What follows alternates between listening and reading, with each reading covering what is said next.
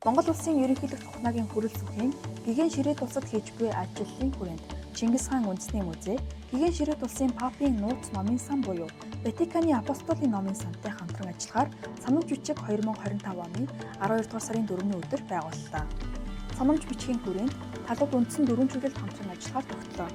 Хоёр тал хамтран ажилласнаар тус улсын номын санд халуулж буй Монголын түүхтэй холбоотой судалгааны материал, сурвалж бичиг, ховор архивын баримттай танилцах, судлах боломжгүй болон зэрэгцээ харилцан эрдэмтэн судлаачдыг солилцсноор судалгааны чанар дахиж зарах юм. Ялангуяа Монголын эзэнт гүрний түүхэнд холбогдох баримт материал судалгаа хийх боломж бүрдэнэ. Ватиканы апостолийн номын сан нь дэлхийн хамгийн эртний үнэт төвтэй номын сангуудын нэг бөгөөд мянган жилийн түүх шингэсэн гар бичмлүүд, эртний ном судрал, архивын материал, хэвлэмэл ном, газрын зураг болон зоос металлууд хадгалагддаг 1.6 сая гаруй ном. 80,000 орчим гар bitmэлтэй ба эдгээр нь дэлхийн шашин хэмжлэг ухаан урлаг соёл түүхийн үнэт их сурвалж болдог аж.